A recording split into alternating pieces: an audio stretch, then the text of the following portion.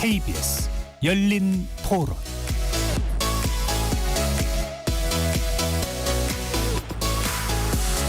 안녕하십니까. KBS 열린 토론 배종찬입니다. KBS 열린 토론, 오늘은 정치의 재구성으로 여러분들을 만납니다. 지난 토요일 김건희 여사의 검찰 대면 조사가 진행됐다는 소식이 전해졌는데요. 비공개 조사인데다 검찰청이 아닌 제3의 장소에서 진행된 이번 조사를 두고 정치권의 평가와 반응이 엇갈리고 있는데요. 현직 대통령 영부인 사상 첫 검찰 조사, 어떤 파장을 낳을지 전망해 보도록 하고요. 하루 앞으로 다가온 여당 전당대 소식도 짚어보겠습니다. 한동훈 후보를 향한 새 후보의 반격이 어떤 결과를 낳을지 예상해 보고요.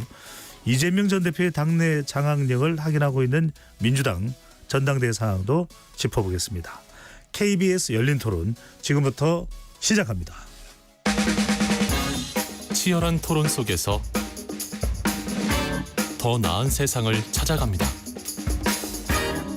올바른 세상을 만드는 첫걸음. 평일 저녁 7시 20분 KBS 열린 토론.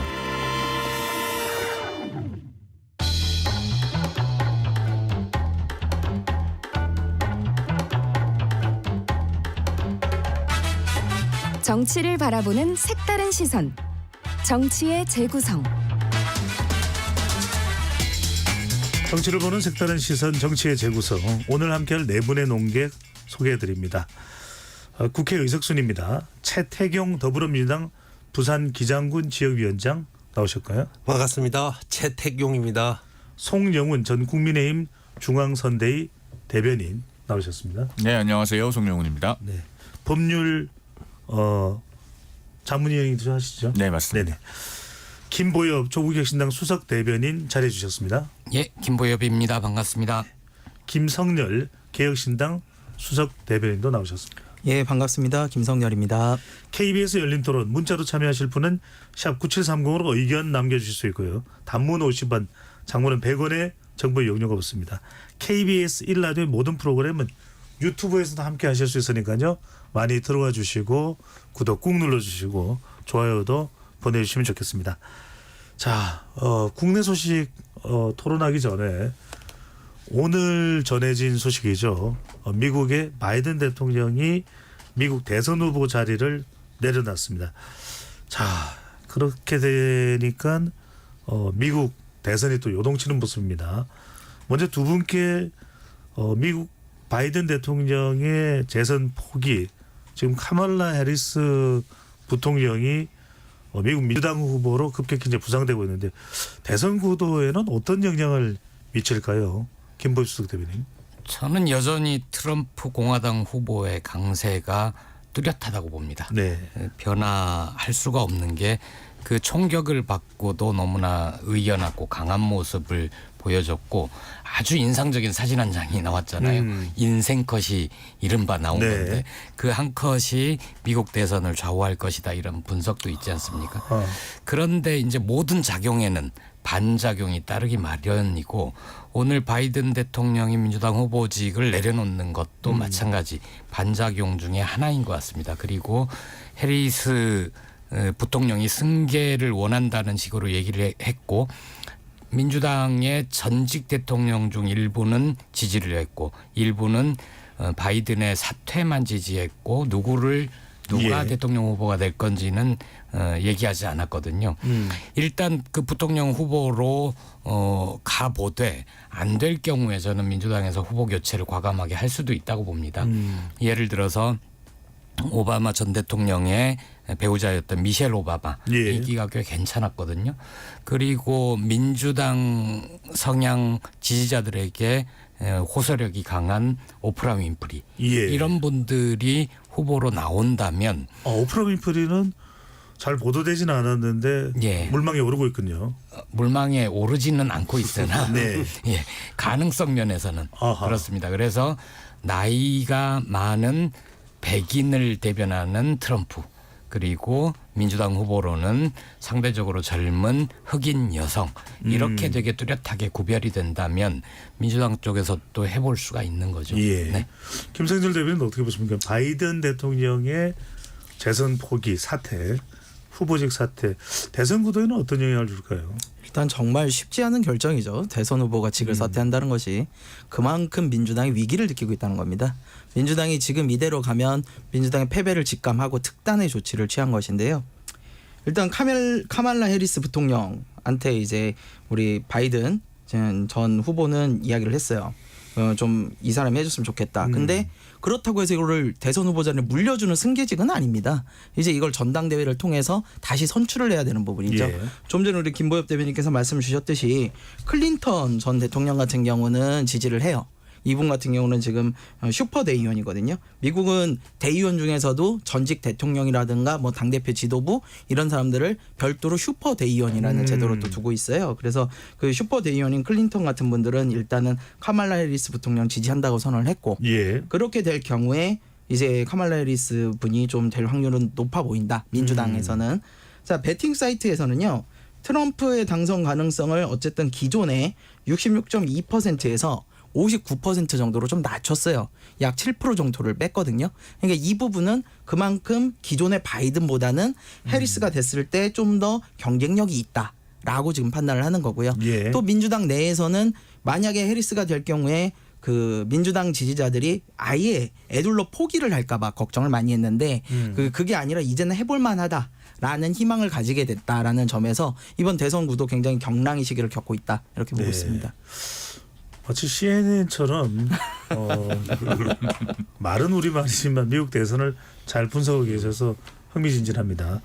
자, 그런데 중요한 것은 그럼에도 불구하고 아까 김범수 대변인 말씀하셨던 대로 트럼프 공화당 후보의 11월 대관식이 아니냐. 최태경 위원장께서는 어떻게 보십니까? 트럼프 재집권에 대한 대비 이게 사실은 시간이 훅 갈 수 있거든요. 우리가 어떤 대비를 해야 될까요? 트럼프 대통령이 총을 맞고 피를 흘리면서 머리 뒤에서 성조기가 휘날리는 그 장면은 엄청난 선거가 다가오고 다가서 더 큰 영향력을 저는 발휘할 수 있다고 예. 보고요. 그 그림이 명하죠. 유명한 민중과 함께하는 자유의 여신. 예. 그것과 거의 구성 자체도 비슷하더라고요. 예. 참 어떻게 그런 사진이 찍혔는지 싶을 정도로. 그런데 평소에 트럼프 대통령이 국민들에게 보여주고 싶어하는 그 모습이 그대로 사진으로 연출됐거든요. 그래서 앞으로 트럼프가 우세하다는 것은 객관적 사실이라고 우리 모두 인정해야 될 것 같고요. 예. 근데 이제 재밌는 거는 트럼프가 집권했을 경우에 우리 한반도에 미치는 영향은 제일 큰 것은 이제 남북 관계 그리고 북한과 미국의 관계 그 속의 핵심은 핵무기 비핵화 문제겠죠 아무래도. 근데 벌써 지금 트럼프는 북미 정상회담을 예고하고 있습니다. 예. 트럼프답게 그런 말을 이미 많이 했죠. 양키스 야구 김정은하고 같이 보러 가겠다. 김정은이 나를 그리워하고 있을 거다. 이런 말을 하고 있습니다. 그래서 트럼프란 사람 자체의 심리학적 속성을 보면요. 이 사람의 가장 큰 특징 중에 하나는 남들이 못 해내는 걸 해내고 싶어하는 예. 이 욕구가 엄청난 사람입니다. 그래서 전 세계 누구도 못한 거 북한하고 협상해서 타결하는 거 예. 이거 4년 만에 못했지만 이 사람 8년 만에 해내겠다고 도전할 가능성이 높습니다. 또 근데 이 도전 자체가 무모하다고 보기도 힘든 것이요. 이 사람은 사업으로서 개인 기업으로서 굉장히 큰 부를 이룬 사람인데요. 협상이 기술로 잘 알려져 있죠. 예, 협상에는 또 상당한 재주가 있고 또 이 이해의 균형 주고받는 거 거래에도 능한 분입니다. 예. 그래서 저는 트럼프가 집권했을 경우에 북한 핵 문제는 굉장히 또 다른 차원으로 발전해 나갈 수 있다 생각하고 이 과정에서 우리 정부가 패싱되지 않기 위해서는 우리 외교 라인, 국방 라인, 안보 라인 이쪽에서 트럼프의 정책과 조응할 수 있는 그런 또 준비를 미리 해두는 게 우리 국익에 손상되지 않을 수 있다. 알겠습니다. 예, 그렇게 봅니다.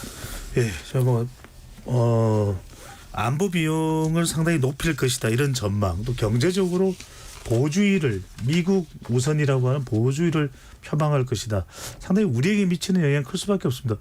어떤 대비가 필요할까요? 일단 그 트럼프 2기 행정부에서도 뭐 아메리카 퍼스트라고 하는 그 노선은 뭐 1기 때하고 크게 달라지진 않을 것이고 예. 그런데 다른 한편으로는 그 트럼프 대통령이 1기 행정부 때 우리나라 국회에 와서 연설을 하지 않았습니까?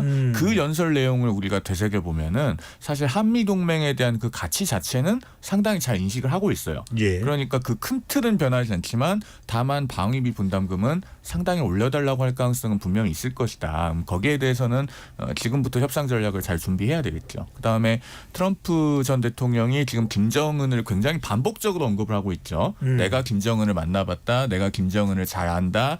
김정은에게 야구를 알려주겠다. 뭐 이런 이야기들을 계속 하고 있는데 그것이 이제 두 가지 가능성이 있습니다. 하나는 선거에서의 레토릭 차원.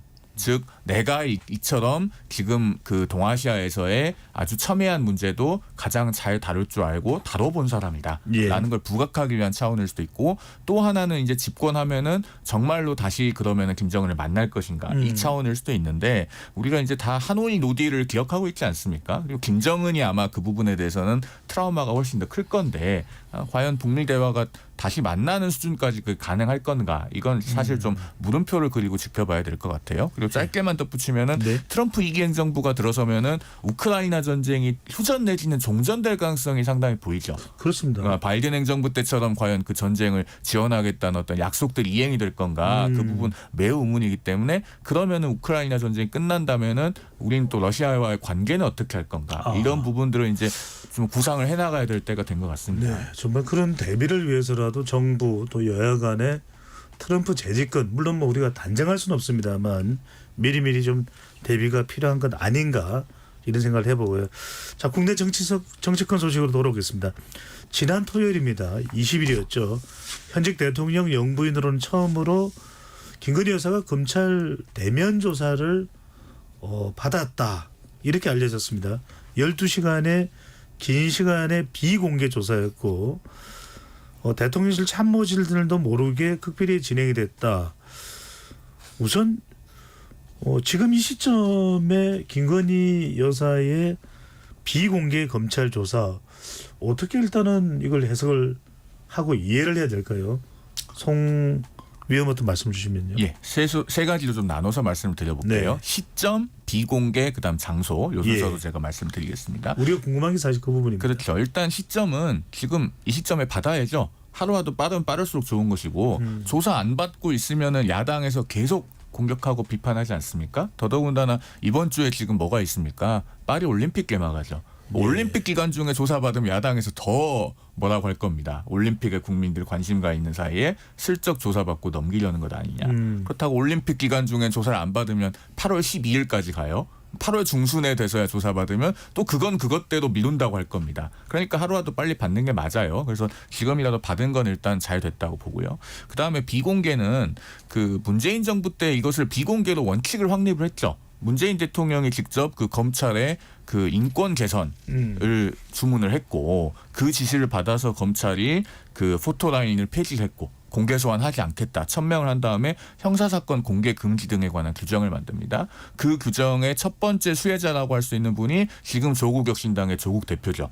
그리고 정경심 교수도 과거에 비공개로 검찰에 출석했었고 그 이후로는 이렇게 비공개로 출석을 한 그 주요 인사들이 많습니다. 예. 그래서 이것은 비공개 자체는 그렇게 새로운 일이 아니다. 다만 이제 한 가지 오늘 이제 하루 종일 그 논의에 오르내리고 있는 것이 장소죠. 그렇죠. 네. 검찰 청사로 오지 않고 제3의 장소에서 했기 때문에 이 부분은 뭐 경호나 안전을 고려했다고 하는 그 설명이 전혀 납득이 안 되는 건 아닙니다. 현직 대통령 배우자니까 경호는 좀 더 세심하게 할 필요는 있어요 분명히. 그러나 개인적으로는 이 중앙지검에서 주말에 조사를 받으면은 뭐 한층을 통으로 통제를 한다든가. 그런 식으로 비공개 조사를 하면서 경호나 안전도 도모할 방법이 충분히 있었다고 보여지기 때문에 예. 그 공간 문제로 인해서 불필요한 논란이 지금 야기되고 있는 점은 좀 개인적으로 아쉽게 생각합니다. 알겠습니다. 이원석 총장의 패싱 관련된 부분은 이따가 따로 떼어내서 말씀을 토론할 테니까 그 부분은 떼고 시간 관계상 차례로 이제 세 분의 말씀을 듣겠습니다. 최태용 위원장부터요. 이 문제에 대해서 지금 그런 말 하는 분들이 있습니다. 김건희 여사가 국가 보안시설로 검사들을 소환해서 12시간 조사한 거 아닌가. 예. 이런 말이 나올 정도입니다. 뒤에 이야기 나오겠지만 일단 검찰총장이 전혀 몰랐다는 것도 좀 이 정상적인 조사였다고 보기 힘들고. 예. 근데 이제 제일 시점 아까 말씀하셨는데 저는 시점에 대해서도 이런 생각도 듭니다. 예, 뭐 무슨 말 하시는지는 알겠지만 한동훈 대표가 대표에 당선되기 직전에 또 한 측면도 있지 않을까. 한동훈 후보가 한동훈 아직 대표가 안 됐으니까요. 예. 대표가 됐을 경우에 또 거기에 대해서 본인이 이제 대표가 되고 난 뒤에 본인의 입장, 정치적 입장을 세우는 발언을 또 할 수도 있고 하니까 그것도 좀 어색하지 않았나 저는 그렇게 보이고요. 그러니까 문제는 비공개 장소에서 한 것이 문제다기보다는요. 그 검찰청 그러니까 법이 만인 앞에 평등한데 검찰청에 출석하는 것에 대해서 거부를 한 거라고 봐야 되지 않겠습니까? 그래서 우리가 이제 제왕적 대통령 이런 이야기를 많이 했는데요. 부부 두 분께서 나는 만인의 평등한 법의 집행을 받고 있는 검찰에 제어되는 그런 존재가 아니라는 것을 더 국민들 가시한 거 아닌가. 그랬기 때문에 윤석열 대통령과 김건희 여사의 공통점이 단 한 번도 사과를 제대로 집권한 이후에 하지 않은 거 아닙니까? 그래서 그것은 계속 그 한 번 사과하고 한 번 검찰에 불려가면 계속 밀린다. 정치적으로 후퇴된다는 네. 그런 일종의 본인들의 나름의 전략적 판단에 의해서 이 사태를 좀 맞이하고 있는 것 같습니다. 네. 총선 때 김건희 여사가 보냈다는 그 문체에서도 유사한 내용. 한 번 사과하면은 계속해서 사과해야 되는 상황이 생길 수도 있다라는 그 내용도 이제 기억이 나긴 합니다만은 김범수 소대변인. 예. 송 의원이 세 가지로 나눠서 말씀을 하셨으니까 저도 마찬가지로 세 가지로 나눠볼게요. 네. 시점, 비공개, 장소 말씀하셨는데 시점 관련해서 토요일이었죠. 12시간 넘겨서도 일요일까지 조사를 했다는 건데 토요일은 유일하게 언론인들이 쉬는 날입니다. 그래서 언론의 눈을 피하려 무지 애썼다라고 볼 수 있고 시점 관련해서 또 하나는 국민의힘의 새 지도체제가 들어서죠. 누가 될지는 모르지만 한동훈 후보가 유력하고 한동훈 후보가 국민의힘의 새 대표가 됐을 경우에 이후 용산 대통령실과의 관계, 윤 대통령과의 관계, 김건희 여사와의 관계 어떻게 될 것이냐. 여기에 대해서 뭔가 불투명성이 더 커지기 전에 검찰 조사를 마치고 싶었을 수 있다라는 점 하나 짚어두고요.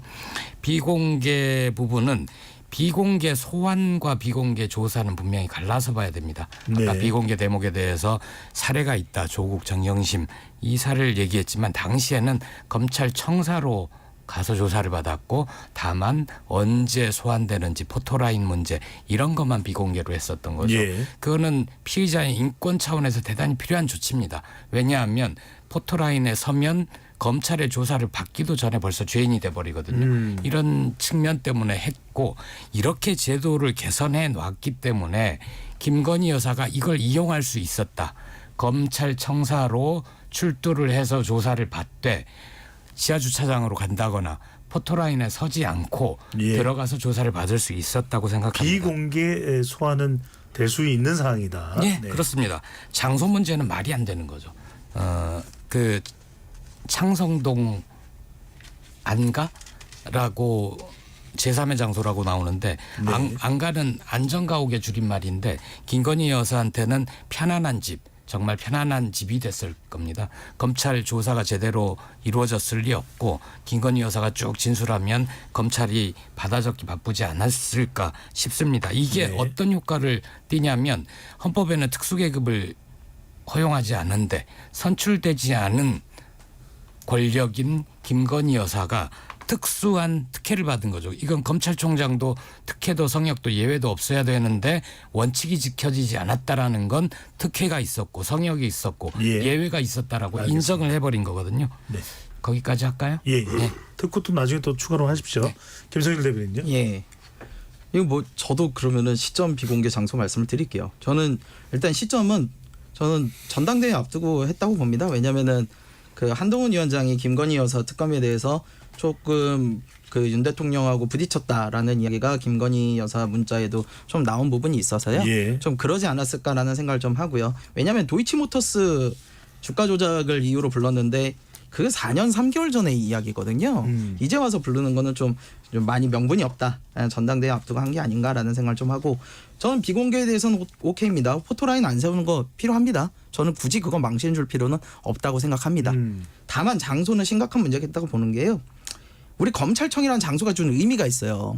그 곳에서 우리가 갈 때 수사를 받아야만 하는 곳이고 들어갈 때부터 벌써 어느 정도 내가 압박을 받으면서 들어가는 장소입니다. 근데 지금 경호를 이유로 그곳이 아닌 자신이 편안할 곳으로 어디냐면 대통령 경호처 부속 청사예요. 쉽게 말하면 대통령실에 속한 곳이에요. 그러다 보니까 이거는 방문 조사가 아니냐 이런 얘기가 나올 정도로 뭐 출장 뷔페, 출장 메이크업 많이 봤지만 출장 조사는 처음 들어보는 일이거든요. 그러다 보니까 그런 부분에서 검찰이 편의를 봐준 거는 맞다. 그럼 우리 검찰이 무슨 테러리스트도 아니고 경호 문제 때문에 아까 우리 송 의원께서도 말씀드렸지만 한층 다 비우면 되는 거 아니에요. 그리고 네. 지하 주차장으로 가서 올라가시면 되고 그냥 경호 문제는 좀 너무 좀 핑계대기가 좀 그렇다라는 이야기를 좀 드리고 싶고요. 네. 이것이 어쨌든 이러한 비공개 검찰 조사를 하고 나서 오늘 이현석 총장도 말을 했지만 이거를 과연 이 상황에서 어떤 수사 결과가 나오든 국민들이 납득을 하겠느냐. 이거 이미 특혜라고 판단을 하는 와중에 과연 이거를 납득할 수 있는가라는 문제에서 저는 검찰이 굉장히 좀 실수를 한 게 아닌가라는 생각을 합니다. 알겠습니다. 송영훈 법률자문위원께서 말씀하시고요. 네. 대체로 세 분이 이야기가 주로 이제 공간 문제를 많이 지적을 하고 계시고 시기와 관련돼서는 추가적으로 언론 보도에서 또 제기되는 부분을 짧게 여쭤보면 올림픽을 말씀하셨는데 지금 국민의힘은 또 전당대회가 아직 끝나지는 않았거든요. 내일이 전당대회라 전당대회를 끝난 직후에 할 수는 없었을까요? 글쎄요. 전당대회가 이 시점에 고려가 됐다고 하면 그건 또 그것대로 평가해 줄 부분이 있을 것 같습니다. 왜냐하면 어쨌든 국민의힘의 새 당대표가 누가 되든 그 새 지도부에 이거 부담을 주지 않겠다는 그런 의도는 있는 거 아니겠습니까? 네. 그러니까 이 조사를 받을 거냐 말 거냐 뭐 서면 조사를 할 거냐 이런 문제들이 소위 말하는 오버행 이슈 그러니까 해소되지 않고 걸려있는 상태로 새 지도부가 출발하는 것은 바람직하지 않다라는 고려를 했다면은 뭐 그건 그것대로 긍정적인 측면이 있다고 봅니다. 예. 그다음에 비공개는 이제 뭐 세 분 다 어느 정도 동의해 주신 것 같고 장소네요. 문제는 장소인데 국민 여론을 일단락하기 위해서는 참 어떤 장소였는지도 상당히 중요할 수도 있는데 이 점은 어떻게 보십니까? 그래서 앞서도 제가 이제 아쉽다고 말씀을 드린 것이고 사실은 국민의힘 당원들도 이 문제에 대해서는 그 제3의 장소에서 조사받은 것을 반드시 만족스럽게만 여기진 않을 겁니다. 저도 개인적으로는 좀 그런 여론들이 들어오고 있고요. 그래서 지금 전당대회 결과가 내일 어떻게 나올지 모르겠습니다만은 국민의힘 내부적으로도 이제는 이런 흐름과는 조금 앞으로 결을 달리해야 되지 않겠나. 그런 생각들을 갖고 계신 분들이 있습니다. 네. 그런 그 생각들이 전당대회 표심에는 어떻게 표현이 됐을지 그런 부분들도 또 관심이 가는 것이죠. 네. 그러니까 결국 이것이 국민 눈높이에 완전히 부합했다. 이렇게 알겠습니다. 말씀드리기는 어려울 것 같습니다. 자, 이번에 이 부분까지 포함해서 이전에 논의했던 내용도 같이 해주셔도 됩니다. 먼저 최태경 위원장께 여쭤볼 텐데 오늘 오전에 이원석 검찰총장입니다. 대국민 사과 메시지를 냈습니다. 김건희 여사의 소환 조사에 대해 특혜와 성역이 없다는 원칙이 지켜지지 않았다. 그리고 자신이 할 수 있는 일을 최대한 해본 다음에 그것이 받아들여지지 않는다면 거치까지도 이야기를 했습니다. 이른바 이제 검찰총장 패싱 논란 어떻게 보시는지 다양한 해석들이 나오고 있기는 합니다만 이미 이전에 도이치모터스 수사팀, 명품백 수사팀 다 경질되고 교체됐을 때 거의 검찰총장으로서의 기능, 건의 절반 정도는 이제 죽은 상태라고 봐야 되겠죠. 근데 남아있던 절반의 생명을 이번에 영부인을 검찰이 수사하는데 검찰총장이 전혀 몰랐다. 이 상황으로 거의 이제 검찰총장 윤석열 검찰총장으로서의 기능과 건의는 거의 절반 정도 마저 이제 뺏어간 거 아닌가. 그 상황에서 이원석 검찰총장 같은 경우에는 최소한의 자기가 방금 소개하신 원칙이 지켜지지 않았다는 것 정도는 이야기할 수밖에 없던 상황으로 오히려 내몰린 면이 있지 않는가 저는 그렇게 생각하고요. 앞에 좋은 말씀 너무 잘 설명해 주셨는데 뭐 시점이야 전당대회 직전에 한 것이 맞다고 보지만 그거야 이해되는 뭐 정치적 파장을 피해를 작게 만들기 위해서 나름 뭐 이렇게 생각하신 거니까 이해되고요. 그리고 뭐 아까 우리 애들 비공개 문제도 다 이해돼요. 망신시킬 필요는 없으니까요. 근데 저는 이 시점을 참 다시 우리 윤석열 대통령님과 영부인께서 생각하셔야 될 것 같아요. 2년 만에 거의 윤석열 정부도 2년 내내 조사 제대로 안 받다가 처음 받는 건데 법은 만인에게 평등하고 야당 대표를 비롯해서 어떤 고위직 과거에 박근혜 대통령조차도 검찰에 나가서 만인이 평등한 법이 존재한다는 것을 몸으로 보여줬잖아요. 그죠? 그렇다면 그 뭐 비밀문을 통해서라도 검찰에 출석해서 네. 조사를 한번 받는 거. 그걸 그렇게까지 안 하려고 하는 이유. 이거는 그러니까 두 분이 이 민주주의 사회에 아직 적응을 안 하겠다. 못 하고 있는 분들 같은 느낌을 주거든요. 그래서 100번을 양보해도 검찰청에 출두하지 않은 거는 이건 나는 이 민주주의 대한민국 공화국 헌법 1조 1항 대한민국 민주공화국이다. 여기에서 벗어나서 사는 분 같다는 느낌을 잘 주시잖아요. 그래서 너무 안타깝습니다. 알겠습니다. 김성열 계획신당 대변인이 조금 주제를 가능하시면 네. 이원석 총장 패싱 논란에 좀 집중을 해서 말씀해 주신다면 9월이면은 이원석 총장의 임기가 또 네. 마무리되는 시점이기도 합니다. 네. 네. 이원석 총장은 사실 이번에 굉장히 많은 이제 허탈감, 자괴감 같은 걸 느낄 거라고 봅니다. 서울중앙지검이 그 다른 사람도 아니라 영부인을 소환 조사를 하는데 토요일 날 오후 1시 반에 부릅니다. 오후 1시 반에 뭐 불렀다는 표현이 좀 이상합니다. 사실은 왜냐하면 출장을 나가셨으니까 그 출장을 나가셨는데 언제 총장한테 보고를 하냐면 오후 11시 20분에 했다고 봅니다. 예. 거의 이 정도 시기면 언제냐면요. 그 1시 20분 새벽 1시 20분에 이제 조사가 끝나거든요. 오후 11시 20분쯤이면 한 2시간 남았다는 건데 뭐 여기 우리 법조인도 계시니까 잘 아시겠지만 이 정도면 보통 어떠냐면 이미 진술조사 다 끝나고요. 진술서를 조회를 하는 그렇죠. 진술서 이제 다시 조회하면서 변호사랑 같이 상의하면서 이거 틀린 거 수정하고 그럴 시점이에요. 이미 다 끝난 겁니다. 다 끝나고 나서 통보한 거예요. 저 이렇게 조사 다 했습니다. 서울중앙지검장이 뭐라고 그러냐면요. 도이치모터스에 관련해서는 총장이 권한이 없어서 내가 보고를 안 했다. 근데요. 도이치모터스 5시간 조사했다고 합니다. 5시간 조사하고요. 오후 8시부터는 이제 명품백 수수를 조사를 했다고 합니다. 네. 그럼 명품백 수수할 때라도 보고를 당연히 했어야죠. 보고 안 하고 끝나고 나서 통보한 거거든요. 그리고 사실 이원석 총장이요. 원래 무슨 이야기를 했냐면요. 김건희 여사 소환 조사의 필요성을 얘기를 할 때 명품백 수수에 대해서 조사를 하면서 도이치모터스 수사를 같이 하면 어떠냐라고 얘기를 했어요. 그래서 지금 소환 조사를 하는 거거든요, 사실. 그런데 서울중앙지검 완전히 반대로 합니다. 도이치모터스 주가 조작을 우선으로 하고 거기다 명품백 수사를 얹어요. 그러다 보니까 총장한테 보고할 이유가 없다는 명분을 잡은 거죠. 이렇게 해서 간 건데 서울중앙지검장이 그럼 도대체 뭘 믿고 이러느냐? 이 중앙지검장을 검찰총장이 인사를 안 했어요. 좀 전에 우리 최 대변인님께서 말씀 주셨는데 검찰총장이 서울중앙지검장에 대해서 인사를 통보를 받습니다. 그 전에 하고 있던 지검장이 광주고검장인가로 내려가고 친윤과 가깝다는 네. 이분이 이창수라고 그럴 거예요. 그분이 송경호 서울중앙지검장이 부산고검장으로 가고 그렇죠. 부산고검장 가셨죠. 이창수 전주지검장이 서울중앙지검장이 됐죠. 예. 네. 이분이 오셨는데 이때도 검찰총장 패싱 논란이 있었습니다. 네. 인사에 대해서 전혀 개입을 못했다. 관여를 못했다.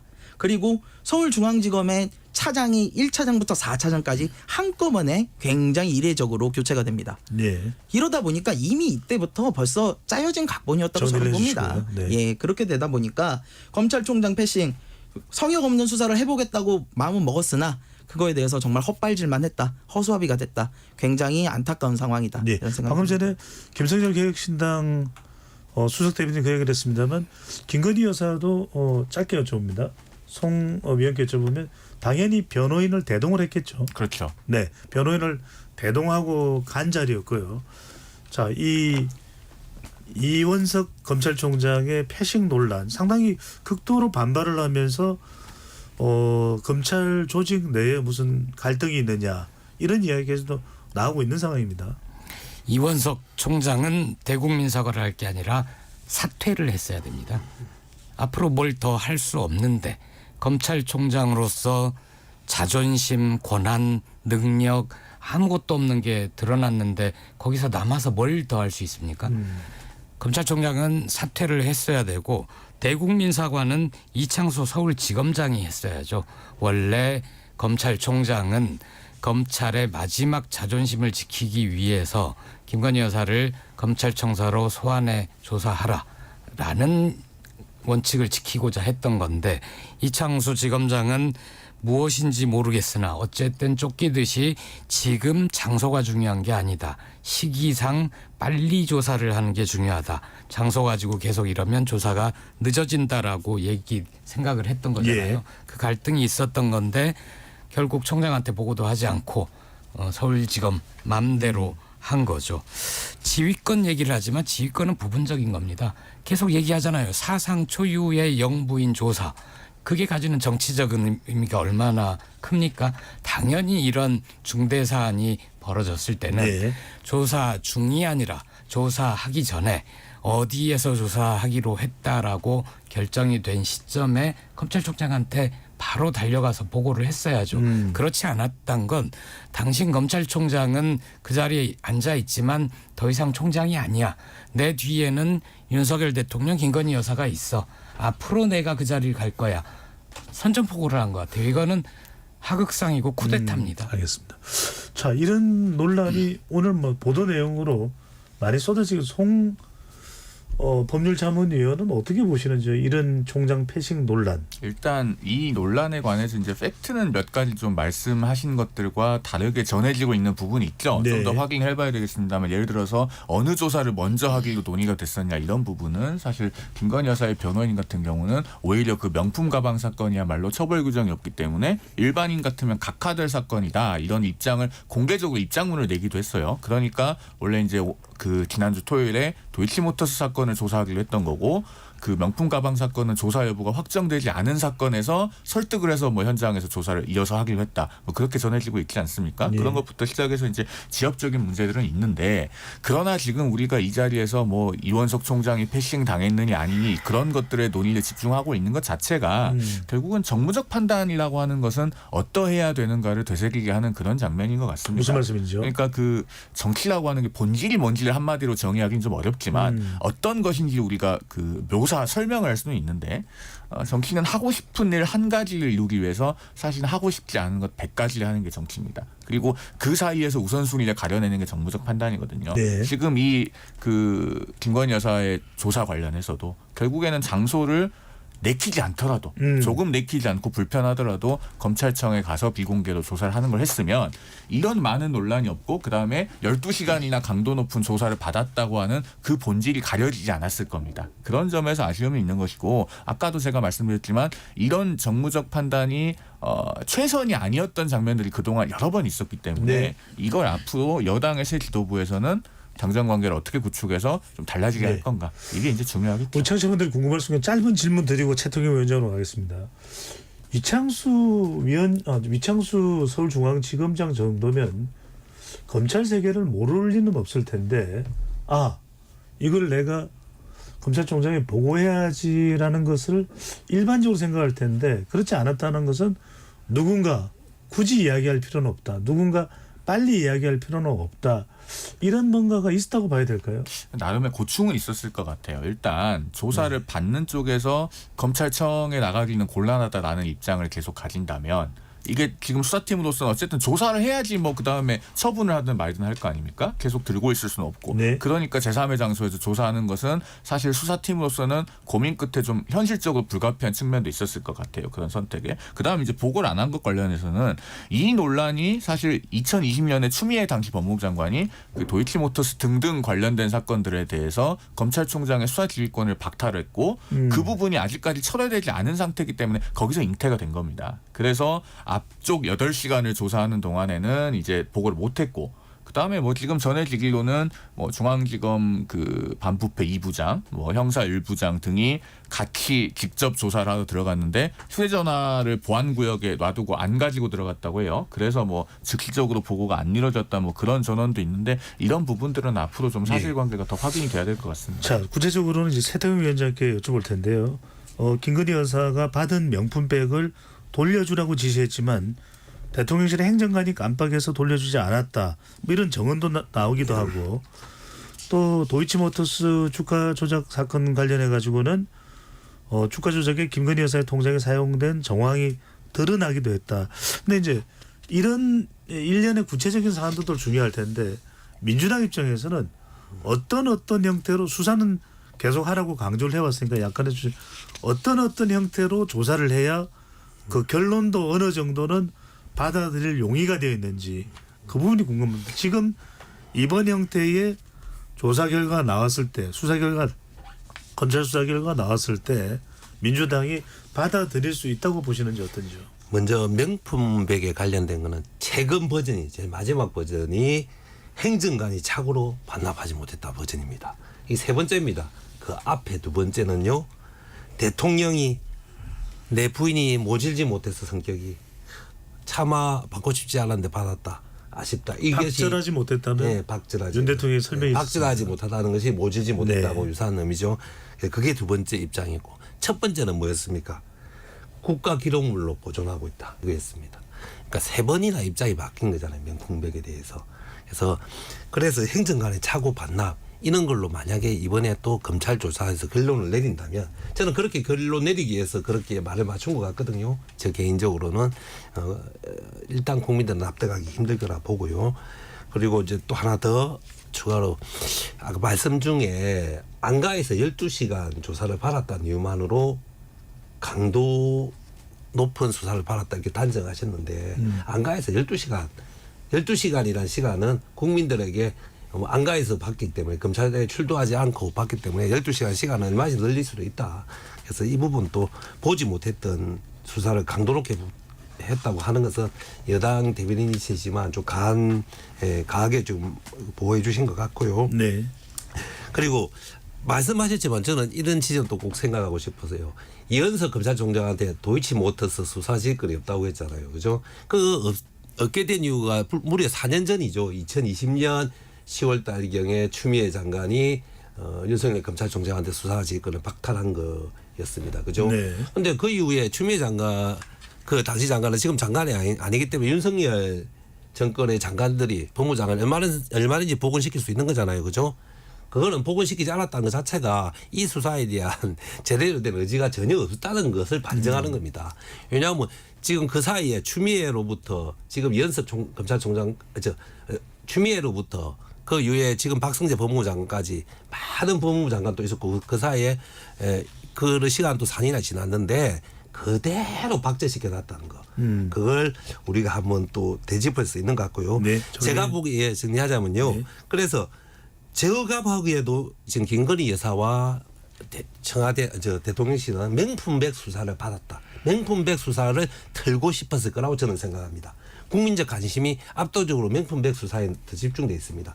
그런데 명품백 수사를 앞세우고 도이치모터스를 뒤로 붙이면 유현석 검찰총장한테 보고하지 않은 문제가 합리화시키기 힘들기 때문에 거꾸로 네. 도이치모터스를 앞장세웠던 거 아닌가. 예, 그렇게 의심할 수밖에 없는 것 같습니다. 국민의힘 쪽 제가 좀 의견 먼저 짧게, 듣고 넘어가겠습니다. 반론을 드려야 될 것 같아요. 일단 계속 안가라고 표현을 하시는데 지금 언론에서 취재를 해보면은 이 장소를 안가로 부르지는 않고 엄연히 이제 경호동의 일부라는 거 아니겠습니까? 그래서 안가라는 표현 좀 적절하지 않은 것 같고. 네, 경호동으로 하겠습니다. 그다음에 그 추미애 장관 당시에 그 수사지휘권 박탈 이걸 왜 복원시키지 않았냐고 하는데. 복원했으면 복원을 한 대로 뭐라고 하지 않았을까요? 왜냐하면 이원석 검찰총장 윤석열 정부에서 임명한 검찰총장입니다. 그 검찰총장의 수사 지휘권을 원복시켜주면은 그럼 결론 정해놓고 수사하려고 복원하는 거 아니냐 이렇게 야당이 비판했을 겁니다. 뭐 그 부분은 우리 청취자들께서도 쉽게 수긍하실 수 있는 부분인 것 같고요. 그다음에 그 12시간 강도 높은 조사 이 부분을 말씀하시는데 제가 실제로 이제 변호사로서 수사 입회를 해보면 12시간 정도 조사를 하면은 순조사 시간도 한 9시간에서 10시간 가까이 됩니다. 입회를 해보면 굉장히 굉장히 변호인이 몸이 고될 정도로 힘들어요. 그만큼 강도 높은 조사라는 걸 말씀드립니다. 네, 말씀하신 김에 추가적으로 여쭙겠습니다. 물론 이번 수사에 대해서 야권이 어떻게 받았느냐 중요한데 국민 여론도 상당히 중요할 겁니다. 또 전당대회 이후에 신임 당대표가 또 국민 여론을 어떻게 또 받아들이냐 인식하냐도 상당히 중요할 텐데 이번 수사로 김건희 여사를 소환해서 수사하는 것이 일단락 될 걸로 보십니까? 아니면 추가적으로 더 수사를 또 요구받을 것으로 보이십니까? 어떻습니까? 일단락 될 가능성이 좀 더 높다고 봐야죠. 왜냐하면 명품 가방 사건은 앞서도 말씀드렸듯이 청탁금지법상의 처벌 규정이 없어요. 공직자 등의 배우자에 대해서는. 그건 뭐 누차 나온 얘기니까 더 반복을 안 해도 될 것 같고 도이치모터스는 지금 항소심 판결이 9월 중순에 예정이 돼 있지 않습니까? 예. 그러면은 그 판결에서 뭔가 1심과 다른 결론이 나오지 않는 이상 다시 조사할 필요성이 그렇게 높지 않을 것이다. 왜냐하면은 그 사건은 그 계좌가 그 사건에 이용된 많은 그 계좌주들을 상당수는 기소조차 못했습니다. 기소된 분들이 있는데 1심에서 그 손모 씨라고 하는 그 전주도 무죄가 나왔죠. 항소심에서 결론이 유지될지 봐야 되겠습니다만은 같은 결론이라고 하면은 굳이 다시 조사를 해야 될 이유는 없지 않을까 네. 이렇게 보여집니다. 김성철 수석 대변인 말씀 듣고 2부로 넘어가도록 혹시 김범수 수석 대변인 못한 말씀 있으면 2부에 이어가겠습니다. 그러겠습니다. 네. 전 12시간 강도 높은 조사에 대해서 잠깐 말씀드릴게요. 일단 장소인 만큼 저는 강도 높은 조사가 이루어졌을 굉장히 의문이 듭니다. 5시간 지금 언론에 의하면요. 1시 30분부터 6시 30분까지 5시간 동안 도이치모터스 조사하고요. 1시간 네. 30분 식사한 다음에 5시간 20분 동안 명품백에 대해서 수사를 했다고 합니다. 자, 여기서 보시면요. 5시간 동안 도이치모터스에 대해서 조사를 하는데 서면 답변을 70페이지를 써가셨대요. 우리가 이 도이치모터스요. 번호수부터 공범만 10수명이고요. 참고인 등까지 다 따지면 수십 명이에요. 이거요. 이 정도면요. 조서 꾸미는데 드는 시간만 해도 어마어마합니다. 그럼 70페이지짜리 서면 답변서를 들고 갔는데요. 그럼 이거 가지고 서면 답변서에 대해서 이거 맞습니까? 확인하는 이 과정만 거쳐도 저는 답변서 낭독회에 가깝지 않았을까라는 생각을 하면서 예. 물론 그 장소가 검찰청도 아니어서 영상 기록 장치도 없기 때문에 정말 어떻게 수사가 이루어졌는지 알 수가 없습니다. 뭐 우리가 옛날에 우병우 그 전 민정수석 있지 않습니까? 박근혜 대통령 때 검찰 수사 받으러 간다고 그랬더니 어땠습니까? 팔짱 끼고 웃으면서 담소 나누고 있던 우리 그 사진 다 보지 알겠습니다. 않았습니까? 그러다 보니까 과연 이것이 정말 제대로 된 수사였을까? 저는 강력한 의문이 드는 상황입니다. 네. 추가적으로 하실 말씀이 있을 텐데 2부에서 조금 더 이어가겠습니다. 지금 여러분께서는 KBS 열린 토론 함께하고 계십니다. 유튜브에 들어가셔서 KBS 1라디오 또는 KBS 열린 토론 검색하시면 지금 바로 토론하는 모습 보실 수 있습니다. 방송을 듣고 계신 여러분이 시민 농객입니다.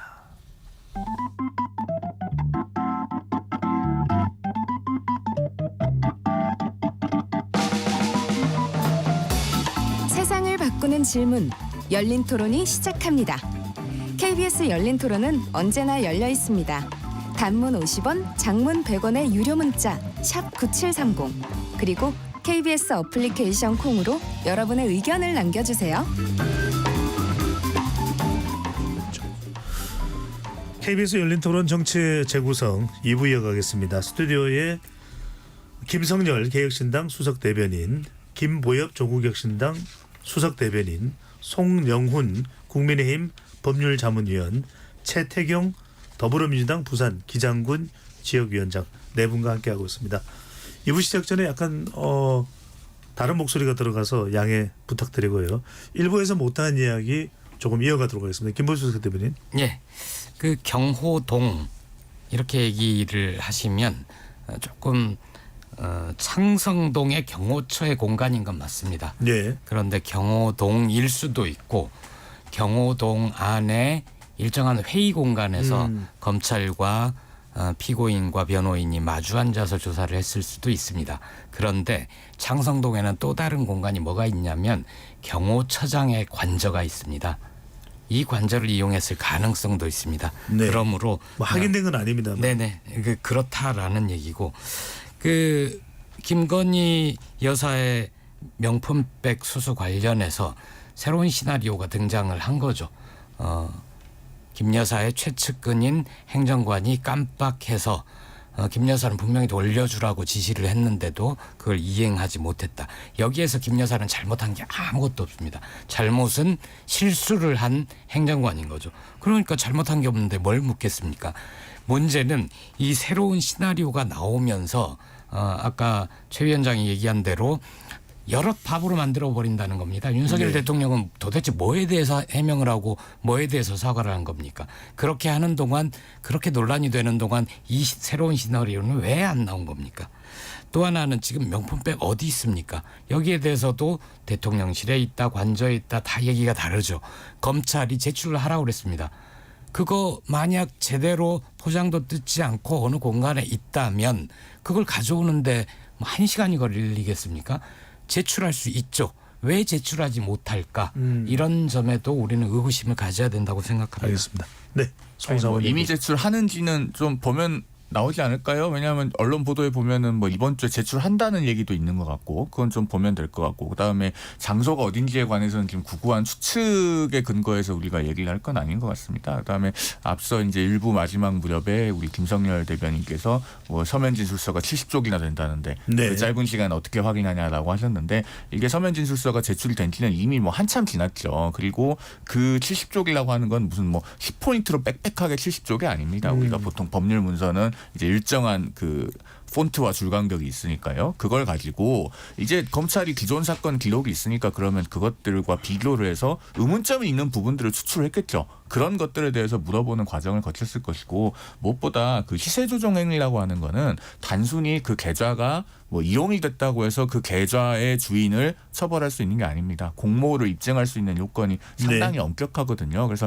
약간 좀 우리가 여기에 대해서는 그 1심 판결에서도 계좌주들을 제대로 그 처벌하지 못한 마당에 앞서 나가서 단정하는 건 좀 섣부르다라는 정도의 말씀을 드리고 싶습니다. 개별 사안들은 오늘 주제로 포함시키지는 않도록 하고요. 네, 최대관 대변인. 간단하게 한 가지요.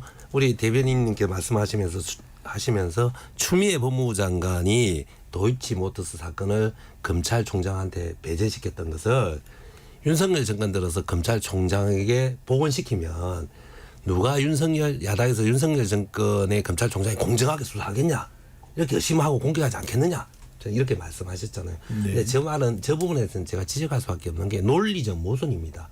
추미애 법무부 장관이 도이치모터스 사건을 검찰총장에서 배제시킨 이유는요.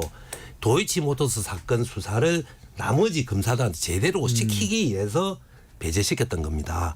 그런데 윤석열 정권 들어서 법무부 장관들이 다른 검사들에게 도이치모터스 사건 수사를 제대로 시키고 지시하고 검찰총장을 배제시킨 상태에서 수사 지휘를 발동하고 있지 않잖아요.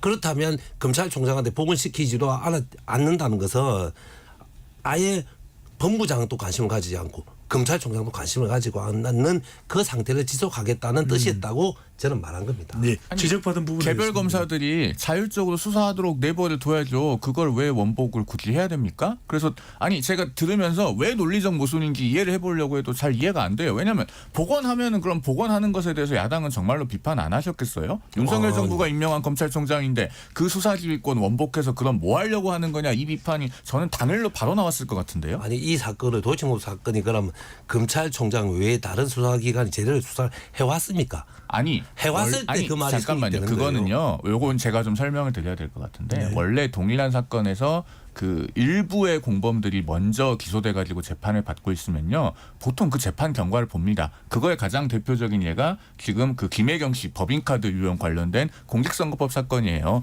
그 경기도 5급 공무원 배모 씨가 먼저 기소돼 가지고 2심까지 가서 판결 확정되고 나니까 그 결론에 따라서 지금 김혜경 씨를 기소한 거 아닙니까? 잠깐만 죄송한데 이야기를 굉장히 복잡하게 만들고 있는데 결국 이원석 검찰총장이 도이치모터스 수사지휘권 없다는 걸 악용해서 이 상황까지 몰아가고 있는 거잖아요. 일선 수사검사들은 제대로 수사하지 않도록 통제하고 뭐 이거는 더 이야기가 복잡해질 것 같아서 여기까지 하시죠. 아까 송상훈 의원께서 또 그 관련되는 사안에서는 설명을 해주셨으니까요. 자, 이번에는 국민의힘 전당대로 옮겨갑니다. 먼저 이제 내일 결과가 나오죠. 킨텍스입니까? 킨텍스 행사장에서 전당대회가 이제 오후에 한 4-5시경에 대체로 이제 집계가 될 텐데요. 자, 우선 네 분께 그냥 짧게 이 부분만 먼저 여쭤보고 구체적으로 좀 주제를 토론하겠습니다. 먼저 송영훈 자문위원께 1차로 끝날까요? 아니면 결선을 갈까요? 네, 결선 없다고 봅니다. 결선 없다. 김성열 대변인요? 예, 없을 거로 봅니다. 1차에서 끝날 것이다. 김보수석 대변인요? 그 1차에서 끝날지 안 끝날지는 별로 중요하지 않다고 생각합니다. 중요한 포인트는 뭘까요? 누가 되느냐죠. 예. 1차라는 거를 전제로 하는 거는 예. 특정 후보를 의미하는 것이기도 하죠. 저는 그 특정 후보가 될 것 같다. 네. 예. 한동훈 후보를 말씀하시는 네. 겁니까? 네. 예. 1차에서 만약에 결론이 안 나면 굉장히 이변이라고 보고요. 그런데 당대표는 어차피 한동훈이 될 거다. 그렇게 네 분 다 어대안으로 보신다는 거죠. 자, 이거는 뭐 어디까지나 네 분의 생각이시니까요. 최종적인 결과는 내일 전당대회를 통해서 또 확인하실 수 있습니다. 자, 여기서 중요한 것은 우선 이 많은 이제 논란 부분입니다. 이제 4가지 정도의 논란으로 우리가 좀 정리를 해보면 이 부분을 이제 네 분과 좀 토론을 해볼 필요가 있을 텐데, 일단 배신자 프레임 논란이 있고요. 또 하나는 김건희 여사 문자 논란도 있었고, 또 하나는 장해찬 전 청년 최고위원이 제기한 여론조성팀도 있고, 마지막으로 이 당대표 선거에서 불거졌던 논란이 이제 이 20대입니다. 20대 국회에서 있었던 패스트 트랙과 관련된 당시 사태에서 이 공소권 이 기소가 된 부분이죠. 기소된 부분에서 공소권 취소를 나경원 후보가 한동훈 후보에게 요구했던 바로 이 부분입니다. 자, 이 부분에서 어떤 것이 가장 크게 향후에 전당대회 영향도 영향이지만 문제가 될 수 있는 부분으로 보시는지 말씀을 해 주시고 또 토론을 한번 해보겠습니다. 먼저 김성열 대변인부터요. 예, 그 4가지 뭐 말씀드리면요. 그 일단 배신자 프레임 이거 기존에 우리 이준석 전 개혁신당 당대표께 했었던 이야기죠. 내부 총질하는 당대표라고 해서 쫓아냈었는데 그때는 대통령 힘이 좋았죠. 대통령이 되신 지 얼마 되지도 않았고 내부 총질한다 뭐 배신자다 그러면은 때려잡았죠. 예전에 박근혜 대통령 때 우리 유승민 전 바른미래당인가요? 전 의원입니다. 예, 네. 전 의원님 그때도 그게 먹혔고요. 근데 지금 안 먹혔어요 전혀. 왜? 대통령이 지지율이 20%가 되면요 몽둥이가 힘이 약합니다. 아프지가 않아요. 문자 역시 마찬가지입니다. 문자도 당무 개입이라고 저는 판단을 하는데요. 이 부분 역시 생각보다 안 먹혔어요. 오히려 한동훈 후보에게 긍정적인 이미지를 저는 심어줬다고 봅니다. 윤 대통령과의 적절한 거리 두기를 행하는 그런 긍정적인 이미지를 줬기 때문에 여기서 사실 결정이 좀 났다고 보고요. 근데 장해찬 전 후보가 낸 이 댓글팀 이야기는요 좀 결이 달라요.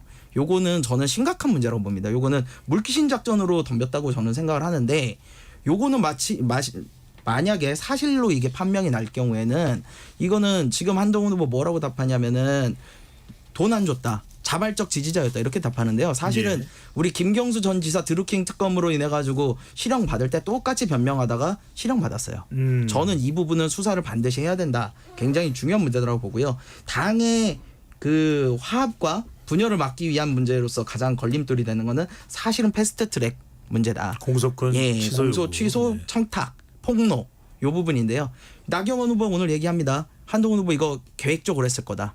계획적으로 했을 거다. 저도 그렇게 봅니다.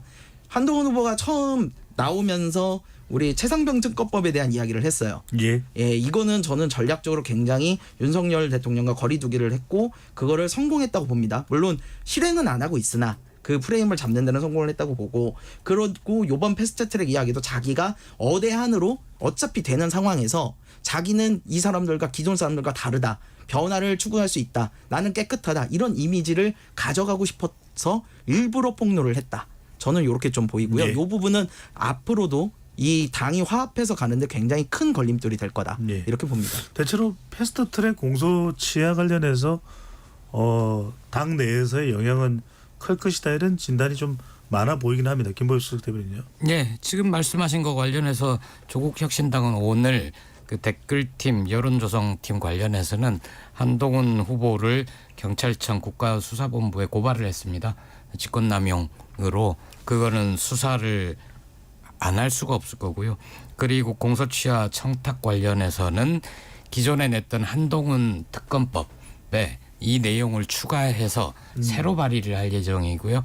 내일 기자회견을 하고 모레 국회 법사위에 상정이 될 예정입니다. 네. 민주당이 그동안 소극적이었는데 이 국민의힘 전당대회 과정에서 온갖 의혹들이 불거져 나오니까 민주당에서도 이거는 반드시 해야 되겠다라고 해서 적극적인 태도로 돌아섰고 법사위 상정에 협조를 하기로 했습니다. 네, 한동훈 특검법도 예정대로 진행을 하시나요? 예, 그러니까 한동훈 특검법이 지금 기존에 이미 발의돼 있던 거는 박은정 후보가 예전에 한동훈 후보의 의혹 여러 가지 거로 냈는데 지금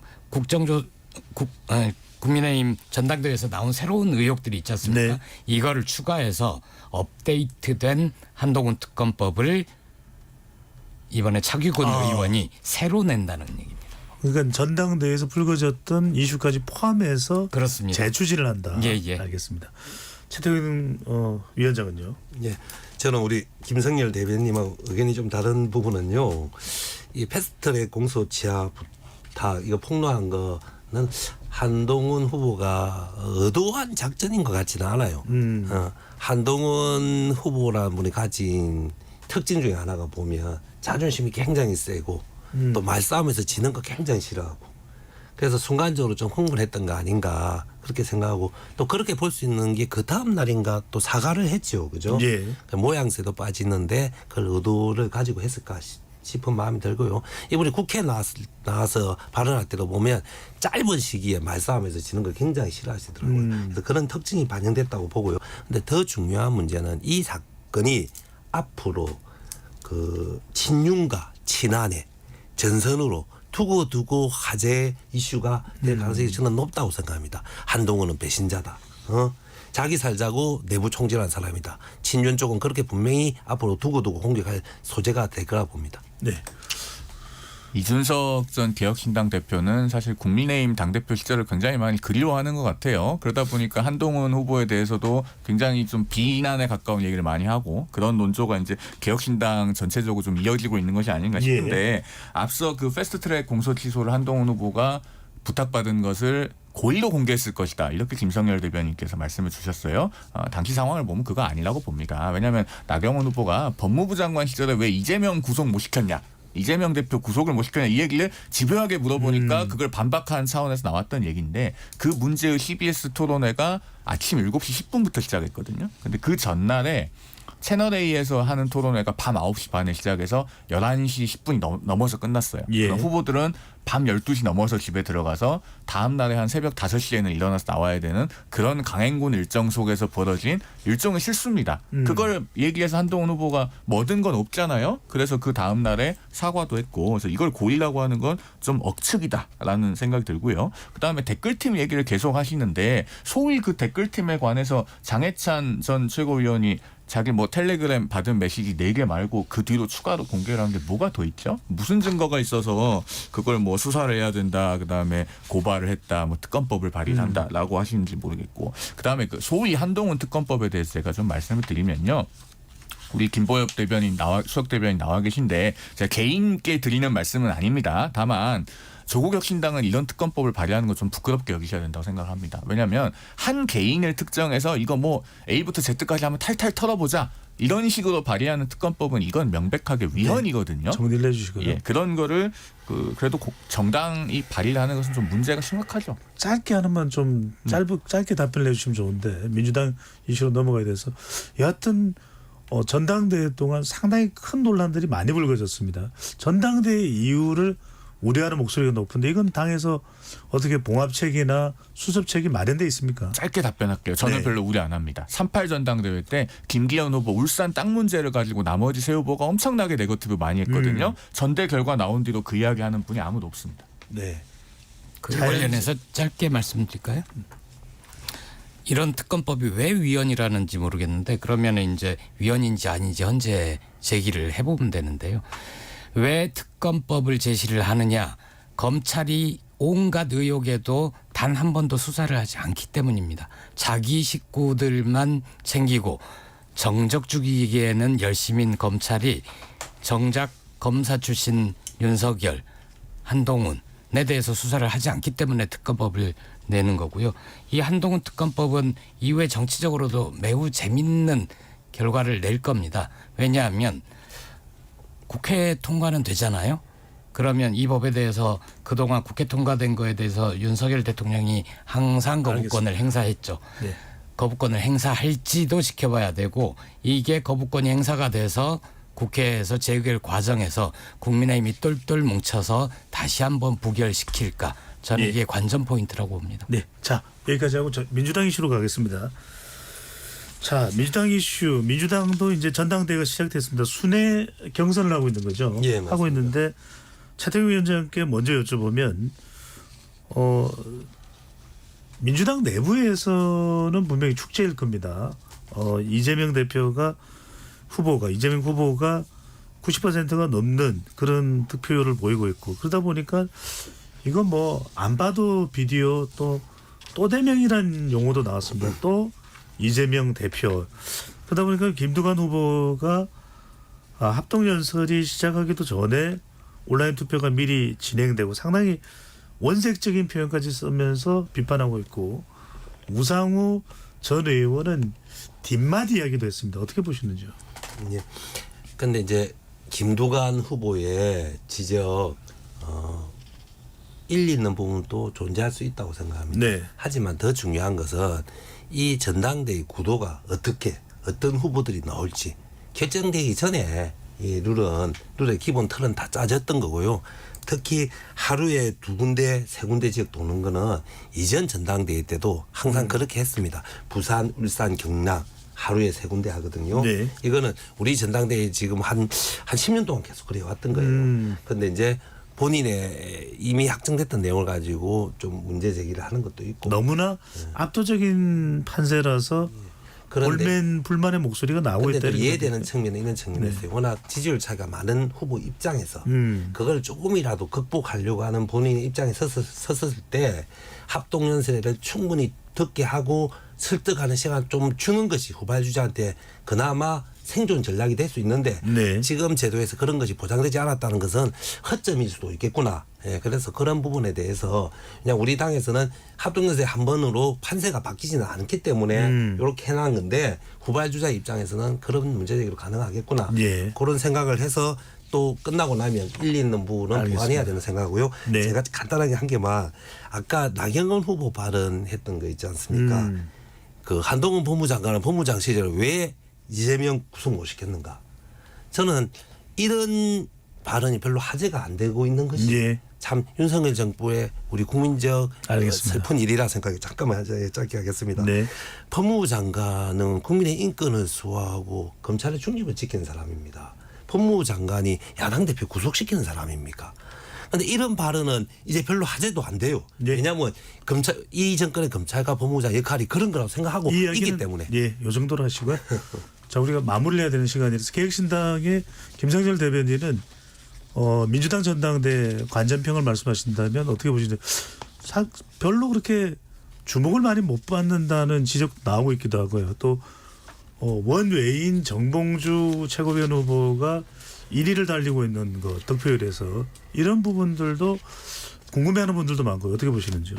예, 뭐 처음부터 예상이 됐던 부분이라서 이거는 뭐 누가 나와서 과연 이거를 찬반 투표를 하느냐 아니면은 이렇게 전당대회를 치르느냐의 문제였지. 뭐 처음부터 이재명 대표님이 안 될 거라고 생각하는 사람은 없을 것 같아요. 예. 그리고 정봉주 후보가 되는 것도 사실은 이재명 대표와의 결이 비슷한 부분에서 좀 그렇게 찾아가는 게 아닌가. 저는 그런 생각이 들고요. 지금 민주당에서 이야기하는 거는 그겁니다. 제가 보기에는 누가 더 윤석열 정권을 잘 타도할 수 있느냐, 누가 더 전투력이 센가를 측정해가지고 뽑고 있는 것이 아닌가. 그래서 저는 사실 걱정이 좀 돼요. 이 부분에 대해서 좀 화합과 좀 통합으로 가야 되는 길이 좀 더 어려워지겠구나. 이번 전당대회에서 이렇게 끝나고 나면 좀 더 당이 좀 더 멀어지겠구나. 이런 생각은 좀 합니다. 예. 조국혁신당의 김범수 대변인은 전당대회가 조국혁신당은 마무리됐습니다. 예. 조국 후보가 99.9%의 이제 찬성률 예. 단독 후보니까요. 뭐 언론 보도에서는 이런 지적을 합니다. 민주당 상황도 그렇고 조국혁신당도 그렇고 워낙 이 압도적인 일극 체제가 되다 보니까 오히려 향후 정국에서 상당히 이것이 위험 요인이 되는 것 아니냐 외연을 확장하는데 이 지적은 어떻게 보시는지요? 민주당은 따로 사정이 있을 테고 조국 혁신당은 전혀 위협 요인이 되지 않습니다. 조국 혁신당은 이번에 첫 번째 전국 당원 대회를 한 건데요. 투표율이 60.7%입니다. 아마 민주당, 국민의힘 둘 다 그 투표율이 이 정도 나오지는 않을 것 같고요. 조국 혁신당은 이번 전당대회의 목표가 내부 정비 및 민주적 정당성 확보라는 목표를 두고 있었습니다. 예. 그 대표 경선이 치러지지 않으니까 한 명에게 압도적인 찬성표가 나올 수밖에 없었던 거고 과거 3월 달에 창당대회 때 그 당시에는 추대로 조국 대표를 추대를 했었거든요. 근데 이번에는 대표가 후보로 나오고 거기에 대해서 찬성과 반대 뜻을 물었고 반대를 0.1% 가량이 했는데 이분들이 반대한 데는 또 뜻이 있겠죠. 근데 언론에서 일부 언론에서 비웃듯이 얘기하는데 그분들 전당대회 치지도 않았어요. 왜 조국 대표를 찬성하느냐 반대하느냐 이런 데에서 조금이라도 관심을 갖고 물었다면 그런 조롱 섞인 사설이나 기사를 쓰지는 않았을 것이다. 알겠습니다. 예. 네, 송영훈 자문위원은 어떻게 보시는지요? 조국 혁신당의 이 조국 대표 연임이 됐습니다. 그리고 이재명 전 대표도 연임 가능성이 매우 높은 상황. 이른바 일극 체제로 가고 있다라는 평가를 받기도 하는데 두 대표가 된다면 이재명 전 대표도 연임한다면 사법 리스크는 여전히 있습니다. 이런 야당 대표의 이 연임 또 연임 가능성 어떻게 보시는지요? 매우 바람직스럽지 않죠. 민주당에 대해서만 좀 얘기를 하겠습니다. 그 이재명 대표의 사법 리스크는 어제 오늘 된 문제가 아니지 않습니까? 그런데 그러면은 민주당에서도 위험을 분산하기 위한 어떤 최소한의 움직임이 이번 전당대회에서 보여야 되는데 그런 게 전혀 없고 계란을 한 바구니에 담지 말라는 말이 있는데 한 바구니에 담다 못해 점점 높이 쌓아가고 있습니다. 93%, 94% 이렇게 나오면서요. 그런데 우리가 오늘 이 토론 서두에 미국 바이든 대통령 이야기를 하지 않습니까? 네. 그 바이든 대통령의 고령 리스크, 건강 리스크는 어제 오늘의 얘기가 아닙니다. 오래전부터 제기가 됐었던 것인데 미국 민주당도 그걸 계속 외면하고서 바이든 대통령을 다시 재선에 도전하게 하려다가 이 문제가 생긴 거죠. 이재명 대표도 어느 순간에 가서 그 사법 리스크가 가시화될 겁니다. 그럴 때 민주당에 매우 큰 위험이 닥칠 것이다. 딱 30초 드릴 수 있습니다. 네. 예, 저쪽에서는 검찰 스토킹이라는 용어 모르시죠? 우리 민주당에서는 이재명 사법 리스크가 아니고 검찰 스토킹이라고 규정하고 있습니다. 이 두 의견이 각 당의 입장인데요. 이번 총선을 통해서 우리 국민들은 이재명 사법 리스크가 아니고 이재명 죽이기, 검찰 스토킹이라고 손을 더 들어주셨습니다. 그런데도 불구하고 국정 노선은 바뀌지 않고 있습니다. 네, 판결 나오는 거 한번 보시죠. 알겠습니다. KBS 열린 토론 정치의 재구성 이것으로 모두 마무리하겠습니다.